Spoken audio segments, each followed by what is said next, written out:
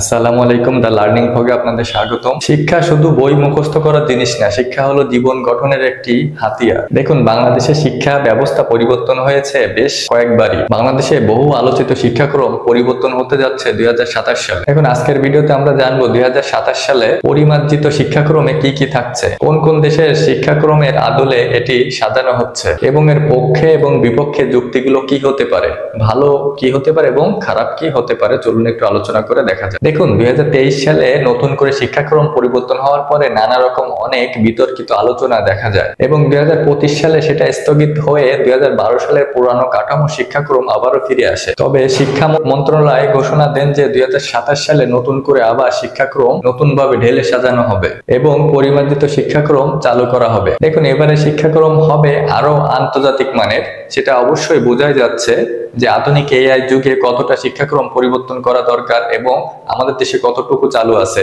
এবারে শিক্ষাক্রম হবে অন্তর্ভুক্তিমূলক এবং বাস্তব জীবনের সাথে সামঞ্জস্যপূর্ণ। এবার আসুন জানি যে কোন কোন দেশের শিক্ষাক্রমের সাথে আমাদের শিক্ষাক্রম যুক্ত হতে যাচ্ছে। জাতীয় শিক্ষাক্রম ও পাঠ্যপুস্তক বোর্ড এনসিটিবি তারা জানিয়েছে যে 16টি দেশের শিক্ষাক্রমের সাথে আমাদের শিক্ষাক্রম পর্যালোচনা করতেছে। এর মধ্যে কিছু উল্লেখযোগ্য শিক্ষাক্রম যদি বলা যায় তাহলে বলা যায় ফিনল্যান্ডের শিক্ষাক্রমের সাথে আমাদের শিক্ষা ব্যবস্থা মিল খোঁজার চেষ্টা করতেছে। যেমন ফিনল্যান্ডের শিক্ষা ব্যবস্থায় আছে যে, যেমন ফিনল্যান্ডে তাদের শিক্ষা ব্যবস্থায় এমন আছে যে অভিজ্ঞতা ভিত্তিক শিক্ষা, শিক্ষার্থী কেন্দ্রিক চাপ মুক্ত পরিবেশ, পরীক্ষার চাপ কম এবং শেখার আনন্দ বেশি। আরেকটা দেশের শিক্ষা ব্যবস্থার সাথে তুলনা করা হচ্ছে যেমন কানাডার শিক্ষা ব্যবস্থার সাথে। কানাডার শিক্ষা ব্যবস্থায় আছে সমন্বিত পাঠ্যক্রম, মূল্যবোধ ও নেতৃত্ব উন্নয়নে জোর এবং প্রকল্প ভিত্তিক মূল্যায়ন। এবং সিঙ্গাপুর, নেদারল্যান্ড, জাপানের শিক্ষাক্রমের সাথেও আমাদের শিক্ষা ব্যবস্থা চালু করা হচ্ছে।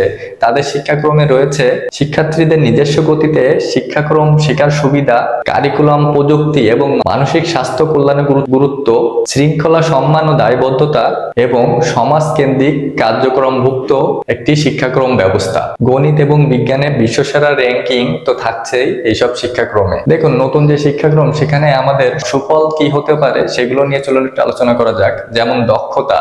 দেখুন, শিক্ষার্থীদের জীবনে সব থেকে বড় যে গুরুত্বপূর্ণ জিনিসটা দরকার সেটা হচ্ছে সফট স্কিল। এখানে থাকে যোগাযোগ, দলগত কাজ এবং সমালোচনামূলক চিন্তা অর্জন করতে হবে। পরীক্ষা এবং কেন্দ্রিকতা কমবে এই শিক্ষাক্রম চালু হলে।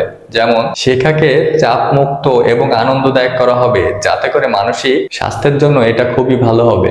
এবং আরেকটা পয়েন্ট হচ্ছে আন্তর্জাতিকভাবে মানানসই হবে। যেমন বিদেশে উচ্চ শিক্ষার জন্য আবেদন ও দক্ষতা মূল্যায়নে আমাদের শিক্ষার্থীরা বেশি সুযোগ সুবিধা পাবে। এবং 4 নম্বর হচ্ছে প্রযুক্তি নির্ভর এবং বাস্তবতা ভিত্তিক মূল্যায়ন। এটা কিন্তু খুবই গুরুত্বপূর্ণ।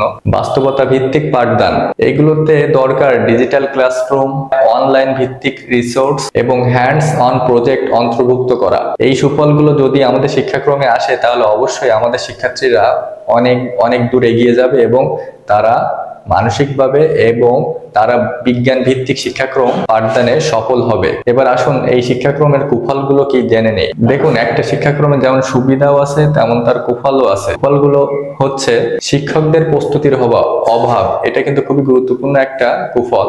শিক্ষকরা যদি নতুন এই যে শিক্ষাক্রম, এই পদ্ধতিতে যদি তারা প্রশিক্ষিত না হয় তাহলে কিন্তু এই শিক্ষাক্রম আদৌ আমাদের শিক্ষার্থীদের ভিতরে ঢুকবে না এবং সেটা হয়ে যাবে কঠিনতম, আরো কঠিন তাদের ভিতর, এবং তাতে করে পাঠদান সম্ভব হবে না। আরেকটা কুফল হচ্ছে গ্রাম ও শহরের বৈষম্য। হ্যাঁ, প্রযুক্তি নির্ভর গ্রাম বাংলা আমাদের শহর থেকে অনেক পিছিয়ে পড়ে রয়েছে, সেগুলোকে অবশ্যই আমাদের ডেভেলপ করতে হবে। এবং আরেকটা পয়েন্ট হচ্ছে বই ও রিসোর্স অবকাঠামো সংকট। দেখুন, প্রত্যন্ত অঞ্চলে অনেক সময় বই ঠিক মতো পৌঁছায় না এবং এই যে নতুন কারিকুলাম আসবে সেখানে অনেক নতুন ডিভাইস দরকার, যেগুলো রিসোর্সের জন্য এবং কম্পিউটার ল্যাব দরকার, সেগুলো গ্রাম অঞ্চলে খুবই কম। এগুলোর ব্যবস্থা করতে হবে। এবং আরেকটা পয়েন্ট হচ্ছে অভিভাবক ও সমাজের মানসিকভাবে প্রস্তুতি। সবাই কিন্তু এখনো নম্বর কেন্দ্রিক মানসিকতা থেকে বের হয়ে আসতে পারেনি এবং এটা থেকে যদি অভিভাবকরা বের না হয়ে আসে তাহলে নতুন শিক্ষাক্রম কিন্তু একবারে ভেঙে পড়বে এবং আমাদের অবশ্যই মানসিকভাবে উন্নতি করতে হবে। তাই তো পরিশেষে বলা যায় নতুন শিক্ষাক্রম আমাদের জন্য সম্ভাবনার দ্বার খুলে দিচ্ছে, কিন্তু একে সফল করতে হলে দরকার প্রয়োজনীয় দক্ষ শিক্ষক, অভিভাবক এবং পুরো সমাজের সম্মিলিত প্রচেষ্টা। আপনার মতে কি নতুন শিক্ষাক্রম বাংলাদেশের শিক্ষায় একটি নতুন দিগন্ত সূচনা করবে, নাকি এটি কেবল আরো একটি ব্যর্থ উদ্যোগে পরিণত হবে? অবশ্যই কমেন্টে জানাবেন এবং ভালো লাগলে পাশে থাকবেন।